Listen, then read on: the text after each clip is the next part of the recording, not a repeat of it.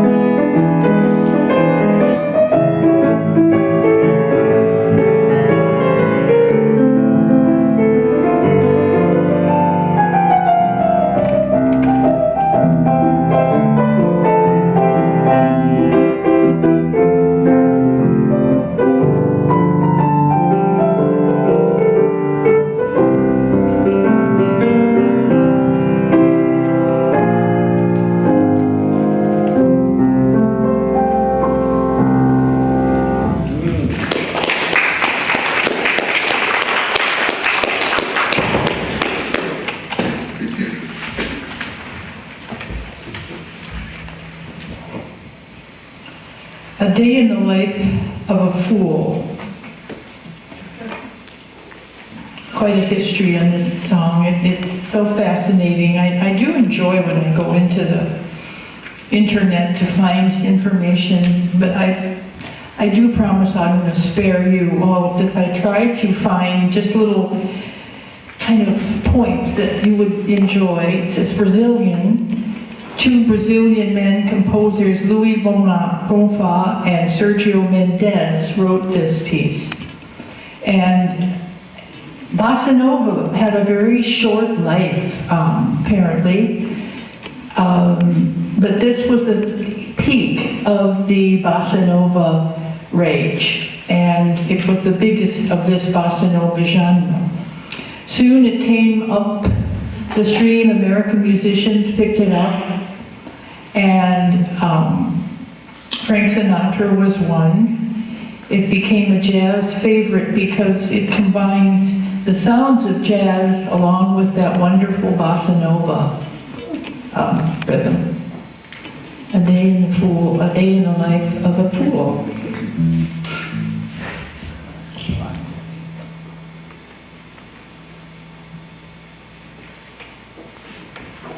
Okay, Bill.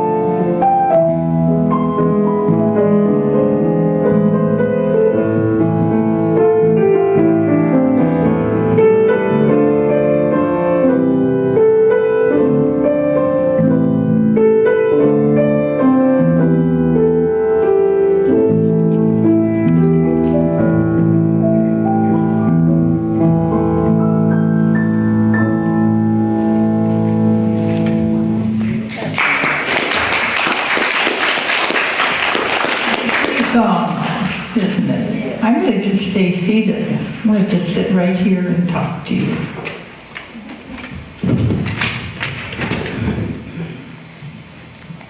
Dream a Little Dream of Me.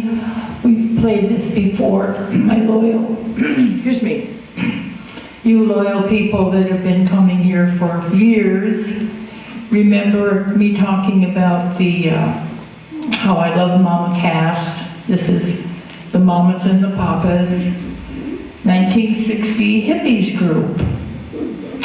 And it sold over 1 million copies in 1968, almost 40 years after the relatively unknown musicians composed the song. This is what happens sometimes. The song gets composed. If there isn't just the right artists to pick it up and make it a hit, it gets shelved until Frankie comes along or someone comes and picks it up and makes it a hit. But it became Cass Elliott's signature song. You know what that is? The signature song, and I was telling Bill, completely unintended, this playlist is filled with signature songs. And it is simply an artist, a vocalist, or an instrument, a band, or a group picks up a particular song that it will play at the end of every concert, or it calls its favorite song, or it becomes known, connected, like Tony Bennett. You think of I Left My Heart in San Francisco. That's a signature song. And this was Cass Elliott's, their group, and she sang this the last time in the London Palladium in 1974. It sold it had a sellout concert, and 2 days later she died in her sleep. She was 32. But as I remember, Cass Elliot was a very large woman, wasn't she? She had gotten her weight, I think, a little out of hand. Maybe that was part of it. But what a talent. What a wasted talent. So, dream a little dream of me.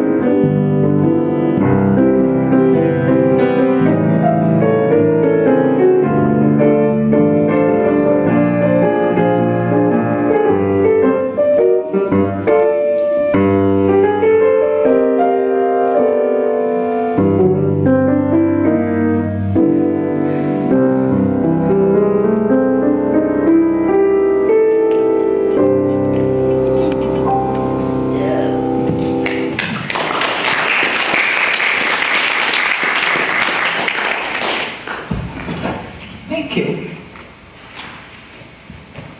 Bill, you are going to introduce some of these, aren't you? Eventually. I know, he gives me the heavy load on this. I'm waiting till we get to the good ones. You know. Is this because you're shy? No, you do such a good job. No, I don't want to hear that, Bill. I think people would love to hear your sultry voice introduce some of these. Don't go away and you'll hear it. Okay, the next one we have is Skylark. What a wonderful song Skylark is. Hoagie Carmichael. Actually, there's a story that Skylark, it represents happiness, the word, happiness and joy. And it even goes so far as to say the kind of joy we receive from nature, as if you're listening to the melodious song of a brown speckled European lark. Now, I might be carried away a little bit, but it is that beautiful. And it's believed to have inspired a the Buick Company had a model of an automobile called Skylark. Maybe some of you drove that, I don't know. But it was a long-lasting, it was produced from 1953 to 1998. So that's a long-running car. Hoagie Carmichael had Johnny Mercer write the words. Johnny Mercer was probably the most sought-after premier lyricist of all kinds of composers. And they joined talents in 1941. And it seems that Mercer was struggling for a year working to get the lyrics just right. And by the time he finally finished, Hoagie Carmichael had forgotten all about the song. But the yearning that's expressed in the lyrics of this song, it was based on Mercer's longing for Judy Garland, with whom he had a turbulent love affair. So that's maybe enough to make you want to look and see what the words to this song. I think words, if you just hear the music, that's like that's half the enjoyment, half the meaning. The other half is hearing the words. Bill will sing again. Won't you, Bill, sometime? Sure. Okay. But not Skylark. No.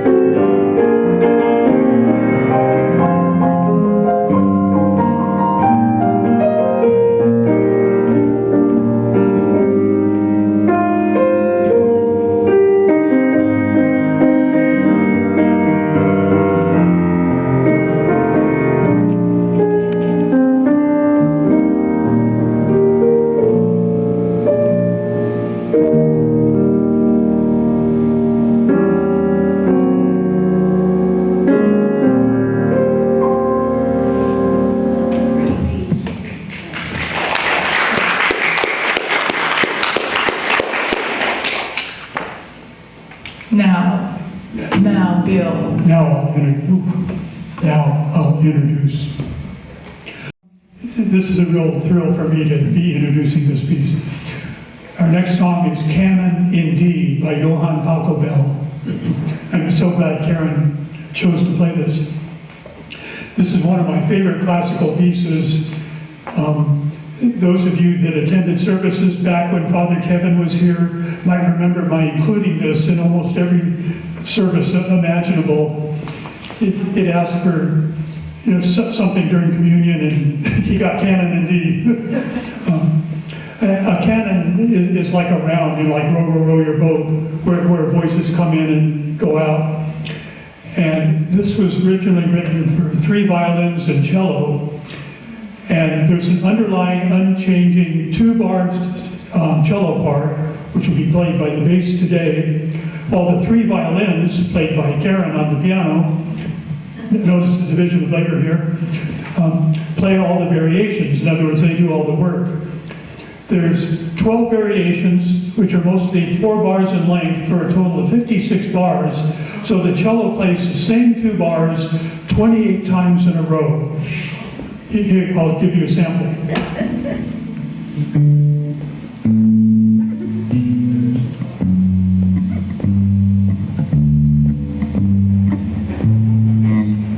It'll go a lot slower when we play it, but that's the idea. So the cellist plays what I just played 28 times in a row. So there are a lot of hopefully good-natured jokes and rants about being a cello player and having to play Pachelbel's canon. And the same thing 28 times in a row. And you can find some of these on YouTube if you're interested. One of the cello playing malcontents said, "I don't even go to Taco Bell because the name is so similar to Pachelbel." So, hopefully it was tongue-in-cheek. So here's one of my favorite pieces, Canon in D. It starts out with that very same bass part.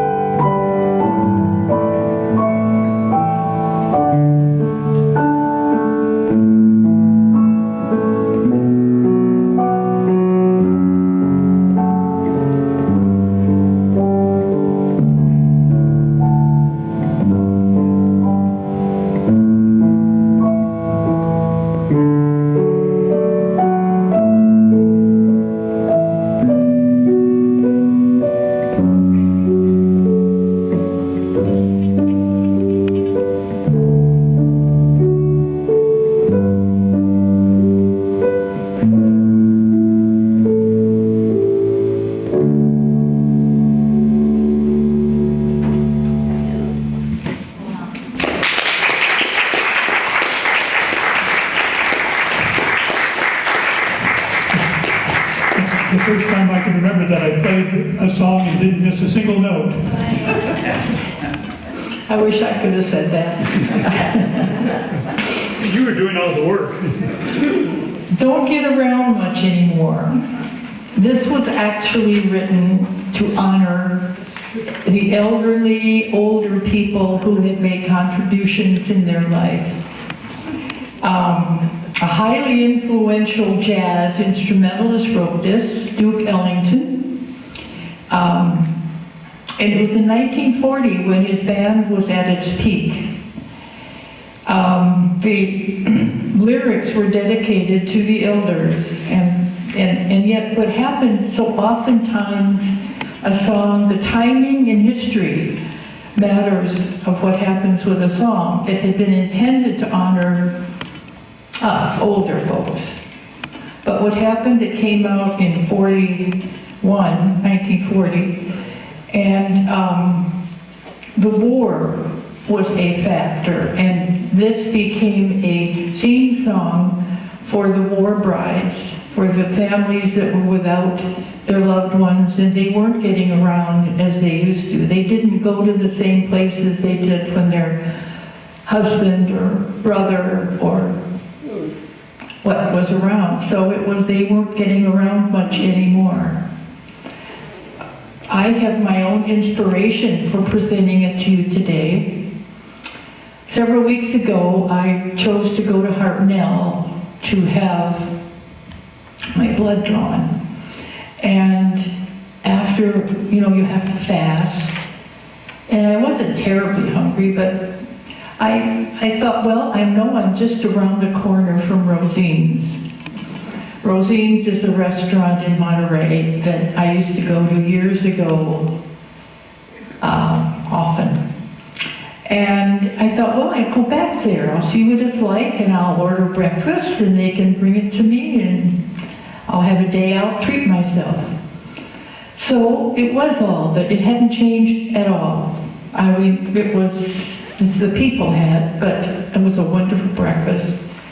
And I looked around. I had a seat in the corner so I could see all that was going on. And it came time to pay my bill. And I had to have help in knowing how to pay my bill, because this machine that she brought me, I'd never seen one that looked like this. And it didn't seem to take my card.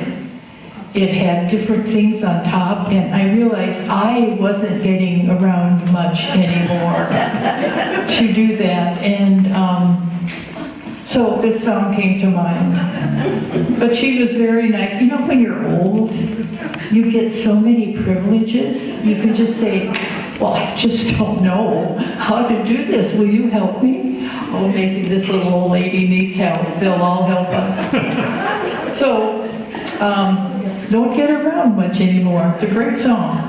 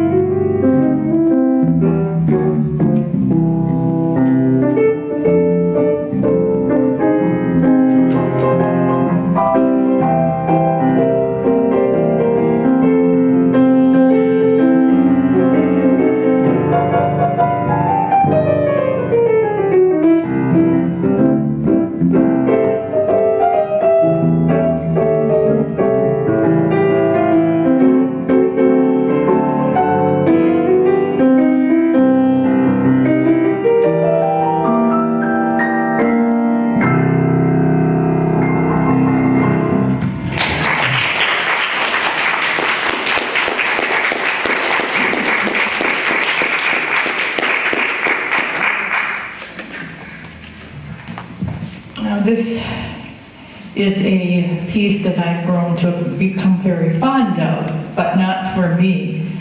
Such a lovely piece. It grows on you, and it happens to be Arlene's favorite, or one of her favorite songs. Arlene was a very prominent singer and dancer. Now just let me exaggerate a little bit. I don't know how prominent, but I know you were in front of people, and you sang songs, and you had costumes, and you loved music, and it's my privilege to play requests for people when they really love a song. This was from a musical in 1930 called Girl Crazy, and it's George and Ira Gershwin's. Ella Fitzgerald won in 1960, this is 30 years later, she won a Grammy Award for the Best Female Vocal Performance of this piece. There's been gospel arrangements, instrumentals, vocalists, and everyone from Ginger Rogers to Elton John have recorded their versions. And again, here's a signature song of Ahmad Jamal. Remember that name? Ahmad Jamal. That was a wonderful band group. Do you remember them, Bill? Nope. No? Something I know that you don't know? Oh my goodness. But not for me.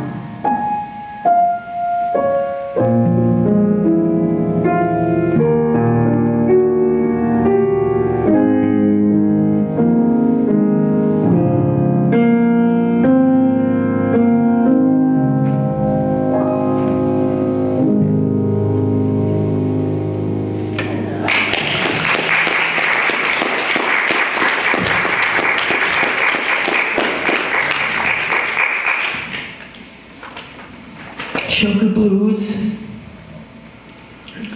Back in 1919, good old days, I remember them well. They were good old days, though, my goodness. And one thing, though, it was a pretty male-dominated musical industry as far as composing and being a lyricist. It was pretty much the males that did that. Clarence Williams wrote the song, but Lucy Fletcher wrote the words. And the first person that recorded this was a woman named Leona Williams, who had a Dixieland band in 1922. So that was kind of unusual. In 1936, I'm sure many of you remember Clyde McCoy and his trumpeter and his wah-wah, and he made the Sugar Blues kind of famous with so what's it called, a mute that you put in your trumpet, and he popularized Sugar Blues with his mute. A very weird sound. It reminded me of a cow giving birth or something. An acquired taste. In the movie Some Like It Hot, in '59 with Marilyn Monroe, it was featured in that movie. I don't remember that movie, but that was in as late from 1919. And it's still, we're hearing it today and we're playing it, and it will just live, it's going to live forever. Sugar Blues.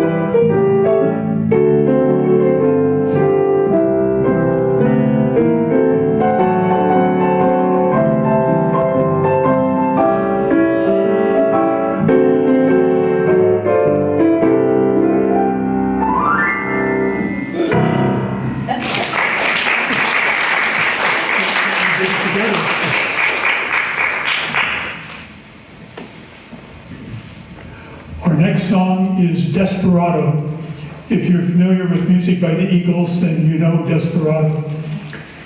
It was written by Don Henley, who's the lead vocalist of the Eagles, and Glenn Frey in 1973. And it's a beautiful soft rock ballad, and one of my favorites. Linda Ronstadt also recorded it, and that's a really nice version too. It was never released as a single. It appeared on their second album, and yet it was one of their most popular songs, and it's on Rolling Stone's list of the 500 greatest songs of all time. Here it is, Desperado, made famous by the Eagles.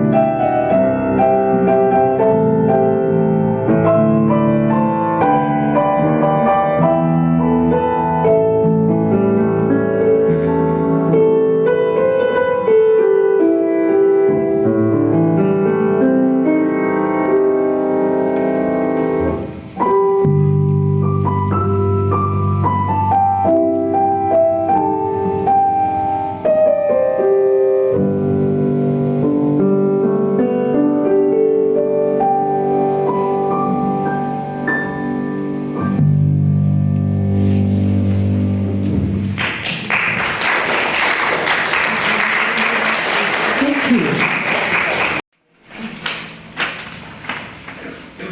Misty. Another wonderful song. It's Errol Garner, pianist, a very fine jazz pianist. Errol Garner in 1954 wrote this.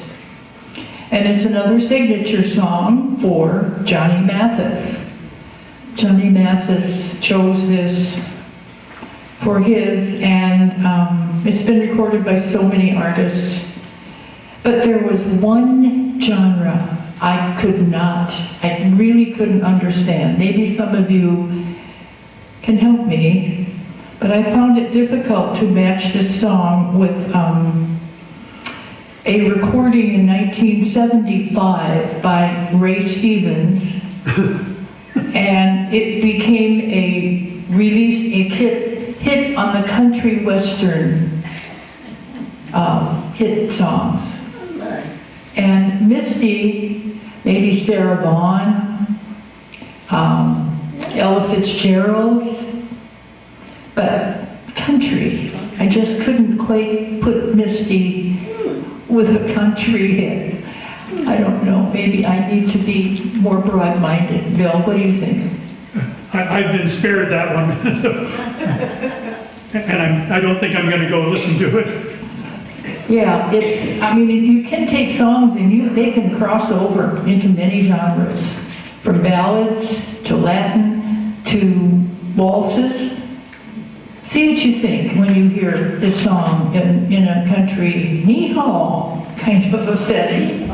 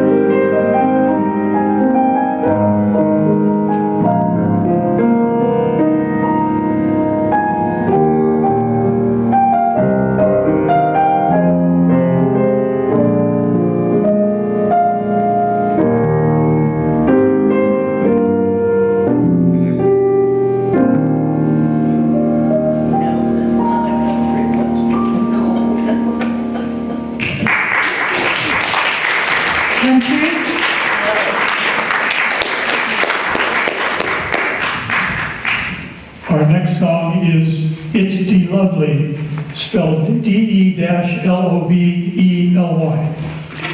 De-Lovely was written by Cole Porter in 1936, and it appeared in a musical, Red Hot and Blue, which doesn't sound familiar to me, and later in the musical, Anything Goes. I always thought the song was a commercial jingle for DeSoto's.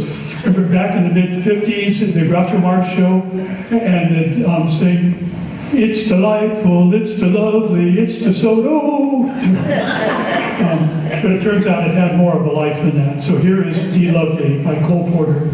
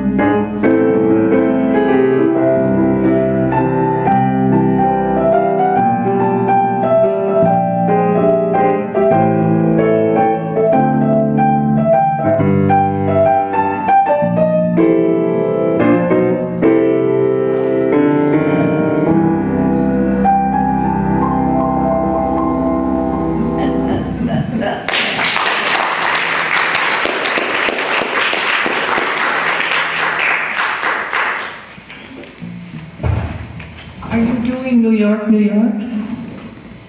It's 5 o'clock. Am I doing New York, New York? One more? Yeah, we have just one more, we'll get you 2 minutes after 5, but, oh yeah, here, I have it. The theme, it's a theme song from New York, New York, written for Martin Scorsese, thank you, Scorsese film in 1977, and it was sung by Liza Minnelli, but nothing much happened with that. It wasn't until crooner Frankie Sinatra recorded it and began his career comeback with it. Yeah. It became a beloved sign-off song for his concerts, as well as a closer for his illustrious parties that he had. And it's a particular favorite at karaoke bars where everybody wants to be a Frank Sinatra or a Barbra Streisand. And since 2001, this song has played as part of Times Square's New Year's celebrations. Yes. I had a little experience with these when I accompanied and played down at Sally Griffin. I started just background music for their lunch hours, and then people would come up to the piano And I soon found myself accompanying those people. They had certain songs they wanted to sing. And oh my goodness, they did think they were lovely.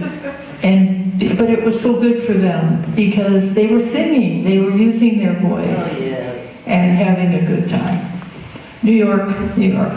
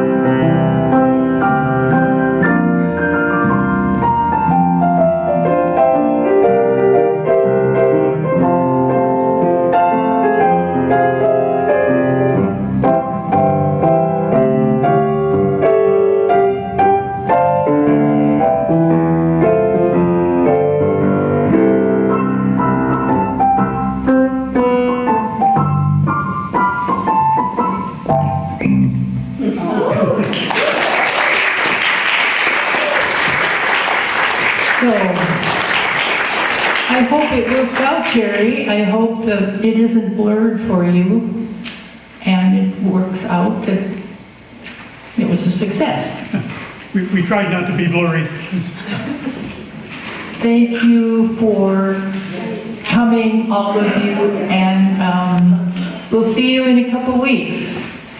We have an administrator who loves to sing, and he's going to come back. He loves to sing Edelweiss and songs from Oklahoma. So we're going to be in for, we're going to help him be happy, and he'll make us happy. Thank you.